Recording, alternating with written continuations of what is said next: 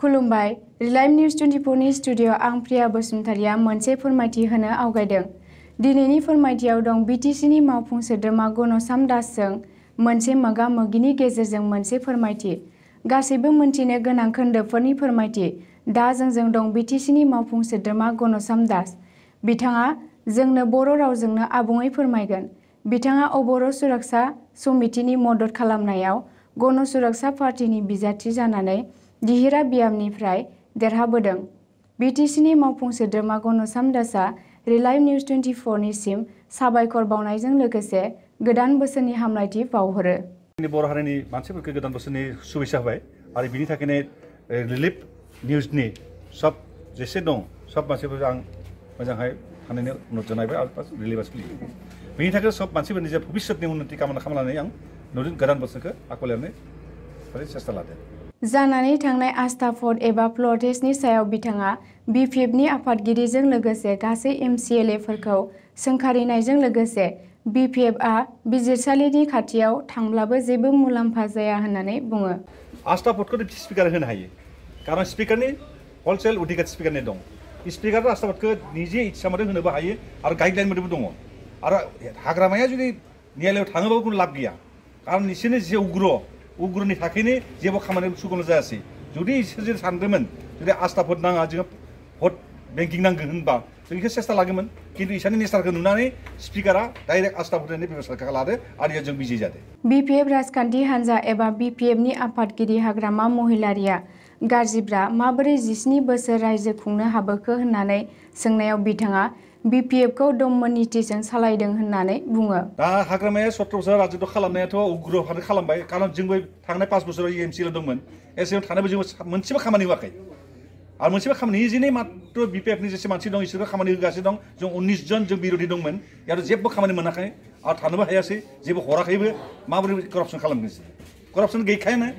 दा बिनि थाखायनो सब रायजोफोरखौ आं बुंगासिनो दं दा जुदि प्रमद बर' जोंहा एलायन्स सरकार फैदोंबा जों मोजां खामानिखौ मावगोन लामायाव लांगोन आरो सब रायजोफोरनि एकत्रित जानानै सब खामानिखौ मावना एगारगोन। मावफुं सोद्रोमा गनसाम दासनि सायाव हाइकर्ट केस दं बेनि सायाव मा बुङो होननानै सोंनायाव बिथाङा रोखायै बेयो नंखाय दाय जाबसिननाय होननानै बुङो। दा सिगां आंनि अभियोग लानायखौथ' इसोर मिथिगोन मिथियाबासिनो उल्टा पाल्टा सोरबा मानसि दुसि थेरायबासो अभियोगखौ होनो हायो। सोरबा मानसिखौ दुसि थेरायबा माबोरै अभियोग होनो हागोन कारण इसोर ओरैबायदि खालामदों बदनामि खालामनो थाखाय सेस्था लादोंमोन आरो बिनि थाखायनो दा बर्तमान जों हाइकर्टआव रुजु खालामदों। आंनो क्लिन मोननायाथ' 26/6/19 क्लिन जादोंमोन। आंथ' कुनु दुसि जायाखै आं निर्दोषि मोनदोंमोन आंखौ निर्दोषि मोननायनि उनाव इखौ खालामनो थाखाय जों केस रुजु खालामदो प्रतिदिन टाइमनि खाथियाव। मावफुं सोद्रोमा गनसाम दासआ सासे बर'नि अनगायै गुबुन हारि एबा अबर'फोरनि बर'नि एबा बीटीसीनि हेंथा दैदेनगिरिफोर जानानै दिनै बे समाव बर'फोरनि माहारियारि आफाद दुलाराय बर' फरायसा आफादजों जोनोम होजानाय आरो एबसुनि बारग' आफादगिरि प्रमद बर'नि दैदेननायाव इउपिपिएल हान्जाजों गोरोबनानै हाबा मावलांनायाव माबाफोर अभियोग दङ नामा होननानै सोंनायनि फिननायाव मावफुं सोद्रोमा गनसाम दासआ प्रमद बर'नि आदर्श नीतिखौ रायखांनानै गासै हारिखौ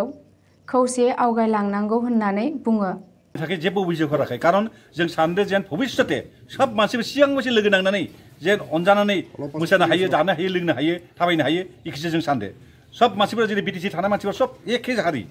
बेयाव कुनु असुबिदा गैखाया कारण सब मानसिफोर जुदि एकता सानाबा माबोरै सोलिगोन संसारा। बिनि थाखाय कमप्लिट संसारखौ सलायनो थाखायनो जों एकत्रित खालामबाय प्रमद बर'नि नीतिखौ लानानै जों सब आगयना फैनो सब खामानिखौ मावनो सेस्था लागासिनो दं। जों इयाव कुनु बर' ना नेपालि ना बांगालिफोर जेबो गैया जोंनि हारिया जों बीटीसीनि मानसि होननानै सब मानसिफोरखौ अननानै एक लोगो थानो आं आह्वान जानायदों आरो। बीटीसीनि चिफ प्रमद बर'आ सासे बड'लेण्ड बिग्रा महरै आरो अबर' आफादा बड'लेण्डनि हेंथायै मोनसे समाव सोमावसारदोंमोन। उल्था दिगै थांनाय सोमावसारग्रा हान्जाफोरा दिनै राजखान्थियाव मोनसे दिगाव माबोरै फैनो हाखो होननानै सोंनायनि फिननायाव बिथाङा सोमावसारनाया गावनि मोननांगौखौ मोननो बिनाय आरो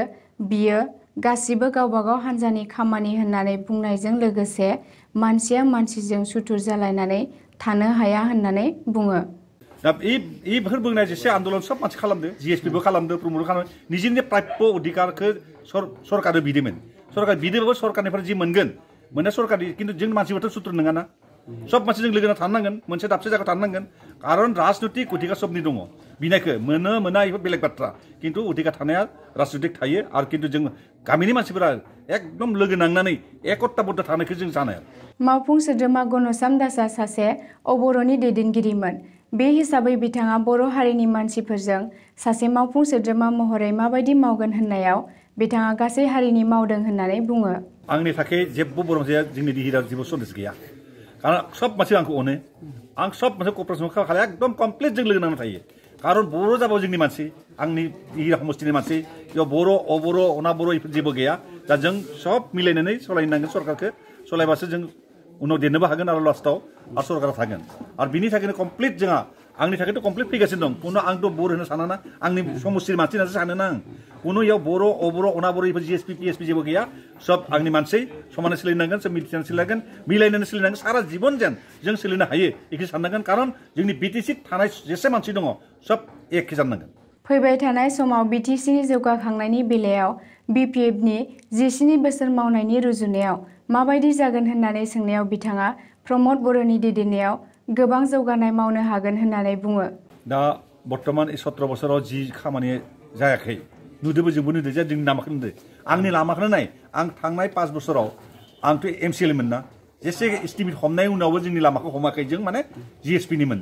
अनाबरनिमोन बेबायदि उल्टा पाल्टा साननायनि थाखायनो जोंनाव डेभेलपमेन्ट जायाखै मात्र निजिनि खामानिखौ इसे मावदो फैसाखौ दिहुनदो जादो आरो खामानि जेबो जायासै बिनि थाखायनो दा प्रमद बर'नि नितिया बिदि नङा जोंहा शिबनि नितिया जाबाय आदर्श सब मानसिफोरखौ मिलायनानै लांनानै एकता खालामनानै जे लामा जिखुनु खामानि दं बेखौ खालामनाय मावनायनि सेस्था लागासिनो दं जोंनि शिबनि जे गोसोआ आरो शिबनि जि प्लान लादो एस्टिमेट लादो बेफोरखौ मोजां बिटिसिआव पिसिडिसिनि सायाव सोंनायाव बिथाङा पिसिडिसिखौ मोनसे मोजां नीतिजों सोलिगोन होननानै बुङो जोंहा दा बर्तमान बिसिडिसिनि थाखायनो दा मिया जोंहा केबिनेट जदोंमोन केबिनेट जनानै कमप्लिट इएमफोर जनानै रायलायनानै दा सिगांनि बिसिडिसियाथ' निजा इच्छा मथे खालामदोंमोन दाबो जों इच्छा मथे खालामबाबो जों गाइडलाइन दं गाइडलाइन बानायनानै दा बर्तमान जों जेसेबो दं जों एलायन्स सरकार सब सरकारनि इउपिपिएलबो दं बिजेपिबो दं जोंहा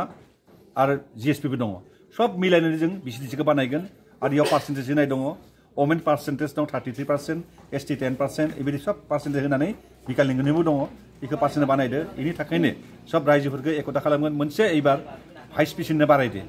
चेयारमेननि उनाव भाइस चेयारमेन दङ बेनि थाखायनो मानसि मोजां जागोन करापसन थागोन आरो जों जेसे हायो मोजांहाय बिसिडिसिखौ बानायनानै जों सलायनांगोन आरो सिगांनि बायसा बिसिडिसि मेम्बार चेयारमेन जाबाय राजा जाबाय फैसाखौ दिहुनना लानाय फैसा लानाय न' मोनसे बानायबाबो 10,000 नांगोन 15,000 नांगोन 20,000 नांगोन बेबायदि बुंनाय बहुद दङ आरो नुदोबो जा सिगां मोसौ